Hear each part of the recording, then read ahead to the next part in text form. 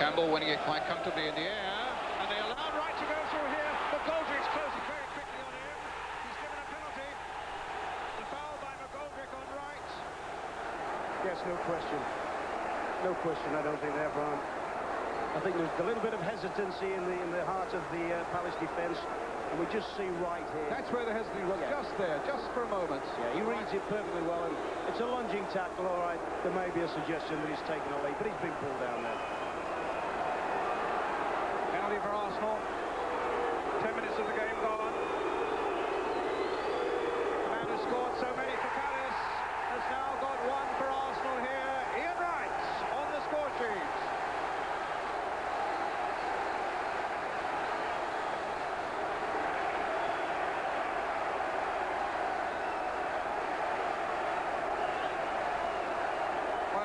For saying this week, we don't know how we're going to handle him. That's in open play. There was no way you can handle him from that range from the penalty spot. Nigel Martyn with no chance at all. The perfect forced on them. Wright is away again. This could be another one. Oh! It's in there. Alan Smith has made it two.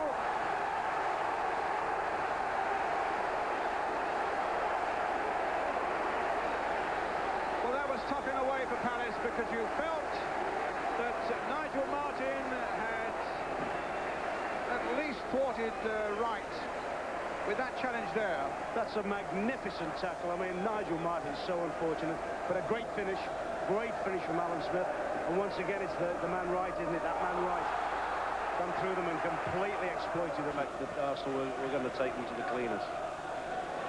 Coleman, Bowery. Touch. Watts to score a penalty.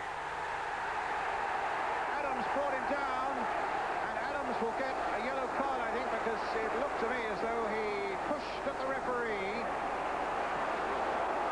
And, well, it was a rash thing for... Just now, we can't see it with that slow motion there, but certainly Adams... He's actually won the ball. Now, I wonder whether John Martin's given that for the little tangle of legs of the arm. He actually had his arm across Watts as he made contact. But he did actually, in his challenge, he's actually hooked the ball away from the kid and then got tangled up with him. Palace's record with penalties this season has been terrible. I've seen them missed on this ground before. Simon Osborne, number 7, with the responsibility of clawing something back for Crystal Palace in this Cup semi-final. He's done it. Now that will open up a few possibilities. That will get the Palace fans on their feet and roaring. And that will give this young side just a glimmer of chance against this Arsenal machine. Good penalty, taken without nerves, sending Seaman the wrong way. They're confronted by Winterburn, but he's beaten Winterburn. This is a great run by Grant Watts. Now they've found McGoldrick in some space. Will he try a shot? He surely will now! Across the face of the goal and behind. Palace quite unrecognisable from the timid side that looked to be accepting defeat in the first half. Suddenly they came out like lions in this second half. I must confess I fancied him from here, Eddie McGoldrick. Although Dixon's got a good covering position on the line, I had a feeling he might have just took that. Free kick.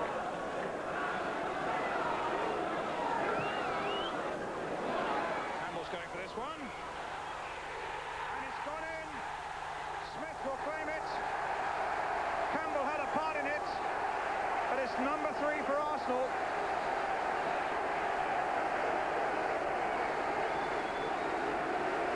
I think if the Palace lads look at this again, they'll be a bit sick here. They've left McGoldrick isolated over on the back stick here against Campbell, and most of the Arsenal free kicks have actually been aimed for Campbell against whoever's right back. Jeff Thomas there static. I just wonder whether if Jeff Thomas had gone in and taken Campbell, whether that goal might have been prevented. But once again, full marks to Arsenal. Set play, they've charged it in, and as you say, Smith's going to claim that one, that's for sure. Well, it was Smith's touch without any doubt. It's Campbell. And he's done well on the byline, but the final cross not quite so good, but there's still danger here. Wegley doing well, and in the end, actually could have done even better, and he knows it. Roy Wegley's skill and close control set him up nicely then, but the final shot, Jack, not too impressive. Yeah, but when the ball comes to Wegley here, what a lovely bit of actual play. He'll come to him in a minute. But watch this, just a little check, a little have a look, and a little... He was about 2 foot out the line, and that was from outside the box. He's a tremendously gifted player, Wegley. I admired him greatly when he played for America last summer. Warhurst making a good run for him in the middle. And he looks to find him, and terrible marking, and that could easily have been the first goal of the game. And Blackburn's central defenders just seem to go AWOL. The ball forward for Newell. And it goes to Wilcox. And a great run here. Wegley's done really well to escape the defender. It's a brilliant finish, and Roy Wegley joins in the celebrations for the goal. Beautifully executed. What a lovely run here by Wegley. He just took the ball, saw the space, went back to defender, never going to be caught. Had a little look, just threw Chris Woods the wrong way for a start and slotted it in. Excellent goal from a very, very good player. Just watch the way he takes this here. A magnificent finish by Roy Wegley, his 9th goal of the season. Nielsen goes forward and gets the return ball. And the cross pulled back dangerously for Bart Williams. And it's a goal, it's the equalising goal. Parks has done it. I thought for a minute that Bart Williams is going to have a shot there. Lovely 1-2. Pull back here. Nicely pulled back. I thought he was going to have a shot here, but he just clipped it back across. And there he was, Hawks coming in. Nice goal. Good equaliser. And I think deserved. Nobody deserves to be in front at this stage of the game here. It's nice to have a couple of goals. And captain in the absence of Nigel Pearson, who's on the bench tonight. This is Bart Williams putting it back for Sheridan. Sheridan onto the return ball. It's Sheridan with a lovely little flick. It's in, and they've turned a 1-goal deficit into a 2-1 lead after only 20 minutes. Well, I told you that Anderson is a little bit out of sorts, and he's not doing what he should be doing, which is closing the man in front of him down, and they're allowing little 1-2s to happen like this. And he's not picked up like he should have done there. You see, it's a little flick into the side net by John Sheridan, one of my players, incidentally, who plays for the Republic of Ireland. Very good player. Great passer to the ball. Also scores one or two. And Newell's pass was rather obvious. Waddle on the counter-attack for Wednesday. Warhurst in the middle. Waddle goes alone. It's a lovely run. And that must have been a difficult one for Bobby Mims to save on the near post.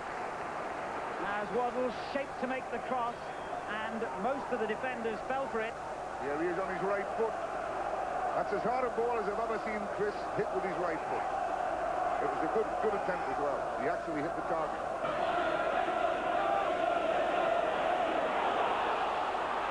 Oh, Warhurst doing well here, and he's only got one defender to beat it. It's a splendid finish. Paul Warhurst has made it 3 for Sheffield Wednesday. You see, you've got it again here. Colin Hendry left on his own. No one's got to the man. He's now left on his own with nobody behind him, nobody picking up. And the player running at him with the ball. It's devastating for centre-backs there. They don't know whether to tackle, whether to drop off, whether to go with the player. 3-1 to Sheffield Wednesday. Nielsen finding Watt. And again, the outside of the left foot to Bart Williams. The accuracy he produces with that most difficult skill. And in it goes to Warhurst. It's another goal!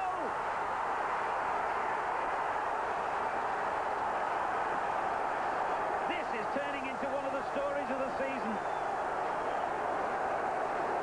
Warhurst second, Wednesday's fourth. Blackburn look a shambles at the back.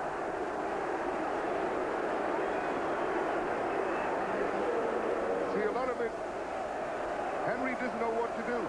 He's a good player, Colin Hendry, but he doesn't know what to do.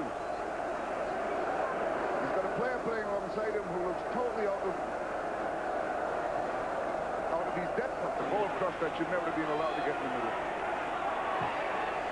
Waddle, decent cross and panic again. Oh, that was a tremendous effort. And even Hawks has got the confidence now to whack them on the volley. Wilcox.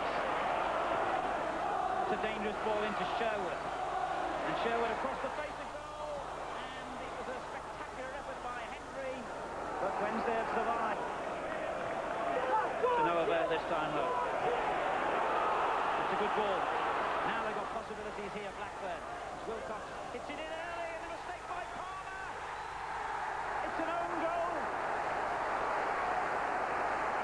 I think he's a bit upset with Chris Wood.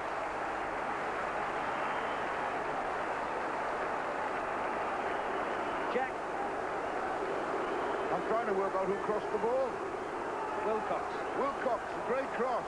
I thought he had put it too near the goalkeeper. It was only Palmer getting in the way of it that the goal went in. I mean, just watch it here. It's a good cross and a good run. And they've done this quite a lot, Blackburn. Gets in behind it, the Sheffield defence, but a good cross, but I thought too near the keeper. And there we go, 4-2. Who knows where this is going to end? What an astonishing match. Wood and crosses in towards Ripley, took it well on the chest. Good skill there by Ripley. And finally the shot came in and it's a goal. Patrick Anderson.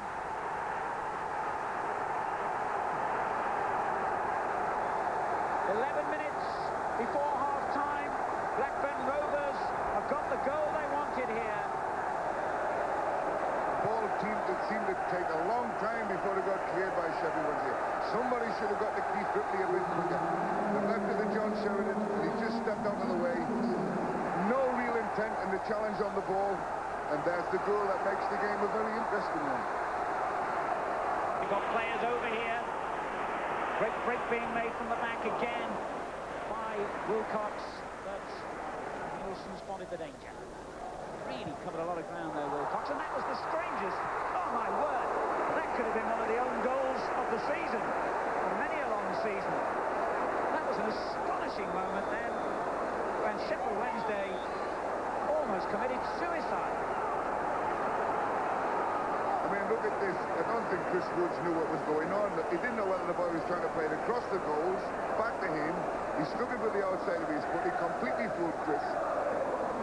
Actually, it's a good job the ball was spinning the opposite direction, or it would have gone in. Well, you could see, by the way, Nielsen covered his eyes with his hands down, that he thought that was going in. Bright shot at the other end. But he's got more work to do, perhaps, now. Wilson for Sheffield Wednesday. Turns it on. Good-looking ball. Brighton Waddle. Bright leaves it to Waddle. Oh, yes. Lovely skill. And then it goes towards Hurst.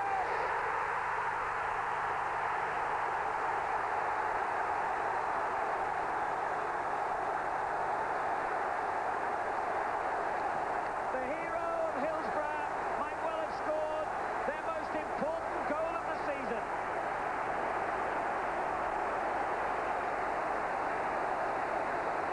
Brilliantly set up by Waddle. When you play against Chris Waddle, you say to him, he's a left-footed player. He'll always try and get the ball in with his left foot if he can. But Chris occasionally will check out and go to the right, and he'll try crosses with his right foot. That's the second one he's done today. It was a perfect cross, and it left them a chance with that header. He was a bit exposed, and it was a good position. And Bright will expose him again here. Oh, my word, it hit the inside of the post and came back into play. Well, that post is having a very significant part in the game. It came to Wednesday's rescue in the first half. Bad mistake there. But then he's come with the ball, he's picked his pace, he's put it where he wanted, and he's at the post. Passing back the goalkeeper's there. Well, temporarily, it's backs to the wall time for Wednesday. But Hurst with a splendid ball, and Bright is onside. He could finish it here. He could still finish it. That's Wembley now, surely, for Sheffield Wednesday. Well, that's the price you pay. You push up, you look square, you've got rid of one of your centre-backs, you hope to get a goal, and then suddenly someone plays a long ball, cross field, leaves a man who looks offside, who wasn't, to go on and make the game a formality now. He was a bit unlucky when he got the rebound, but he stuck the second one in very well. 16 minutes to go, and Sheffield Wednesday have turned a 1-goal deficit on the day into a 2-1 lead, and more. Daly gets it back. And a good ball to Townsend. Excellent ball into Saunders.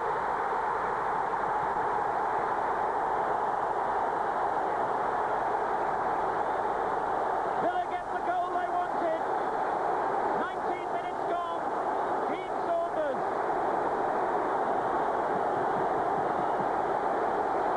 This is a terrific goal. What a tremendous ball in from Townsend, and the run that has become really his trademark, Dean Saunders to the near post. And to be honest with you, you couldn't say anyone was at fault for this goal. It's just a very, very well constructed goal. Well, you had two defenders to beat here. Lightning reactions by Saunders. Could have gone off the foot of Richardson. Will try and cause the problem again for Nixon with a good ball in.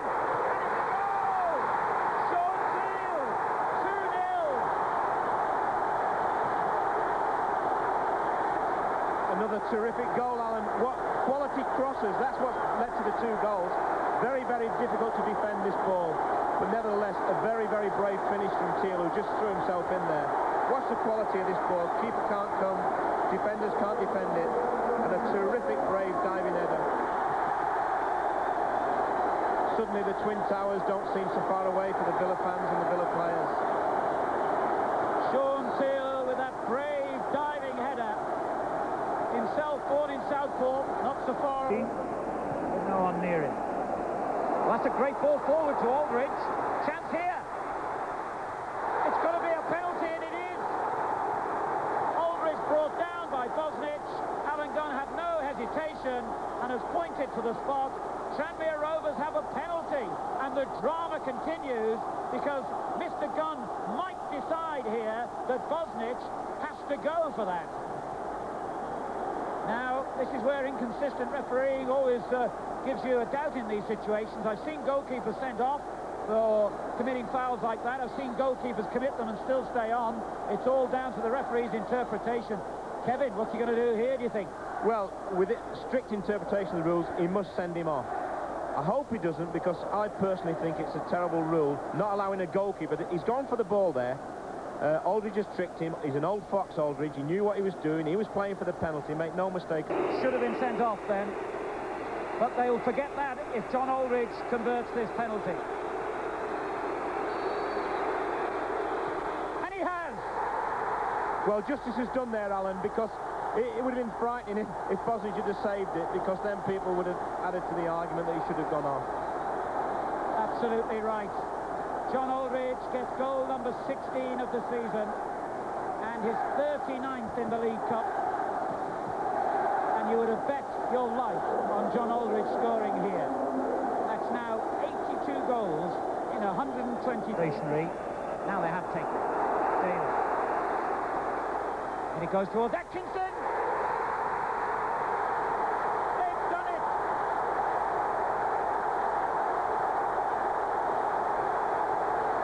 2 minutes to go. Aston Villa have escaped for the moment anyway. It's a great ball in again, and this has been a feature of the game today from Villa, but what a great finish. There's still a bit to do. And Atkinson, who's not really been that involved in this second half, has started the dream off again for Aston Villa. There'll be a bit of controversy about the free kick that came to that, because he ordered it to be retaken and players weren't in position, and I'm sure they'll argue about that, but you can't argue with that finish. Are gathered, and Dean Saunders will take the first kick for Aston Villa against Eric Nixon. Having just picked him as man of the match, I hope he doesn't miss this one. So, penalty number 1 in the first of 5 for each side will be taken by Dean Saunders for Aston Villa. No problem.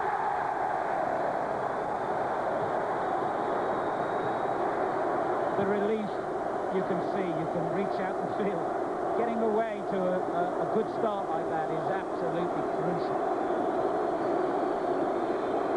You get the feeling, Alan, that Bosnich, who is very, very athletic, we've already said that, you know, if he goes the right way, he'll get it if it's in the top corner or the bottom corner.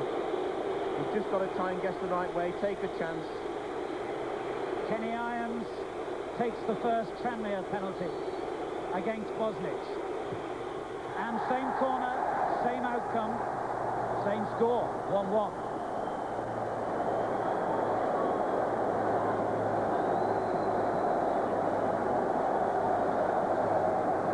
Terrific penalty this, absolutely no chance. Actually took a little bit of paint off the post almost, it was that good. Right, the man dubbed John Wayne by his manager gets off the horse, ties it up to the post, pulls out the gun, gets his finger on the trigger and fires the bullet right down the middle. He'd have been on the first train out of town if he'd have missed that, John Wayne or not, you know. Terrific penalty. You always feel that he's going to blast it. Good left foot. Hit it straight in the middle of the goal, and you know, that's a popular place now to place penalties. So all three penalties have been successfully converted. Now it's the turn of the substitute, Tony Thomas, to try and keep that record going and bring Tranmere level at 2-2. Taking a long run up, and it was a successful run. Very good penalty from a young man who's not played in the whole game, but tremendous confidence there. Now here's an interesting moment coming up, Kevin, because somewhat surprisingly, the inexperienced and young Graham Fenton has got the next penalty now for Villa. I think managers will say it's all about who wants to take them, who's got the bottle, and here's a young lad who has got the bottle.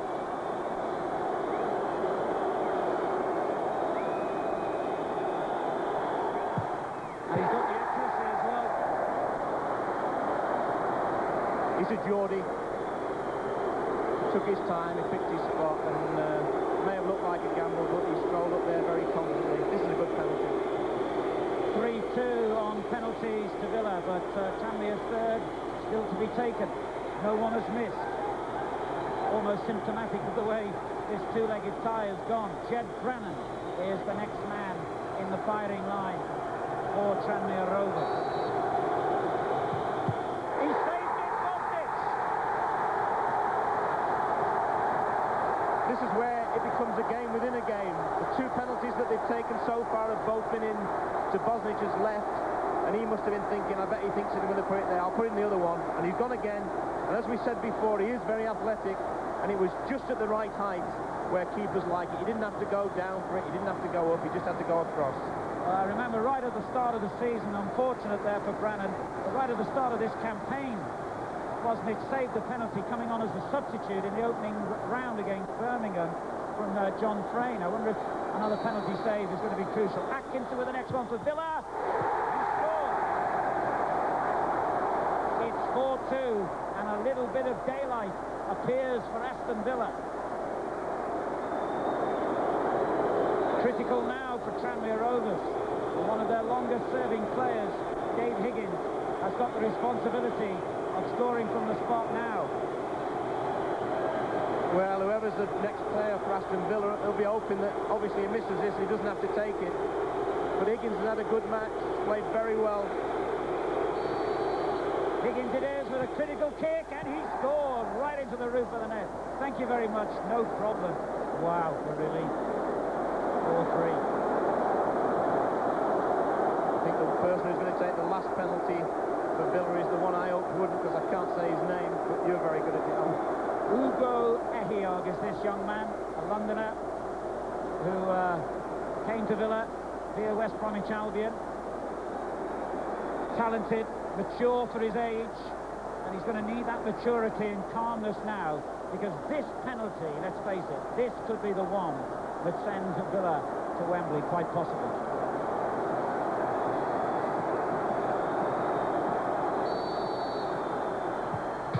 He's hit the bar! Tranmere are still alive! Well, now you feel sorry for him, you know. You felt sorry for the Tranmere lad. But it goes on, this game. I mean, every time you think you're going to get a result and something's going to happen that you predict, it takes another turn. and now it's, if anything, it was swung Tranmere's way. And it's interesting that Tranmere's #1 penalty taker, the man who scored the penalty, of course, during the normal 90 minutes, as Ehiog is consoled by his teammate, Aldridge, the man who normally takes the penalties, has been saved up for the last, and as it turns out, most crucial. If he scores here, it's 4-4, and they're still alive, and he has scored. Now it's sudden death.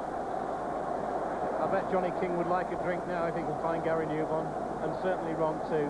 But what can you say? I mean, you watch the players in the middle, you can't see it on the TV screens, but you watch them in the middle there, and they're all consoling each other, whether they're in a claret and blue shirt or a blue and white shirt, you know. No one likes to see someone miss a penalty, but someone's going to have to miss one or we're going to be here all night. And of course, can't use the players who've already taken penalties as well. That's a rule. It has to go right through the rest of the team now, including, if necessary, the goalkeepers.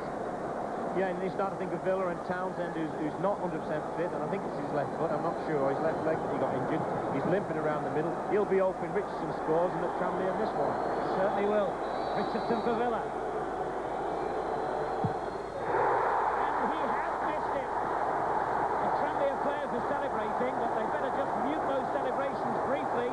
They've still got to score themselves, of course. But Richardson's miss has now given Tranmere Rovers the moment that they have dreamed of. And Liam O'Brien is the man who will be coming forward, and if he scores from the penalty spot, Tranmere Rovers will be at Wembley. And the club that's never played at the top level of English football in its 73-year history are one kick away from Wembley. What drama.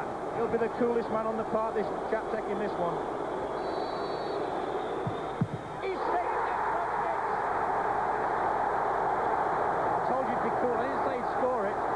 Dear me, it's incredible. It's just swinging to and fro here, and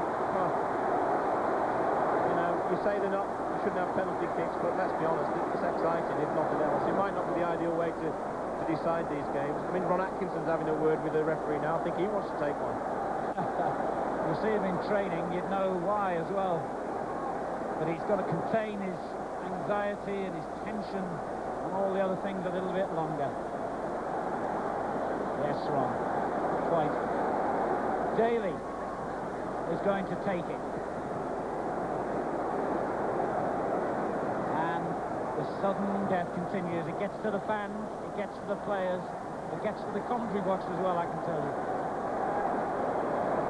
Remember, now it's not a case of a certain number each. It's just, you score, next one miss, you're through, they're out. Daly has scored. The best penalty we've seen for a while in this penalty shootout. He's cool as a cucumber and he just slotted it in. And now the pendulum swings the other way. Tranmere will feel, oh, you know, we had our chance and it's gone, and we're not going to Wembley, but they've still got a chance. They've hung in all the time here today, and they've got to knock this penalty in now. And I would not want to be the man who has the job of taking this penalty here. I would not want to be in his shoes. Ian Rowland has got to score this, got to score it, or Tranmere are out.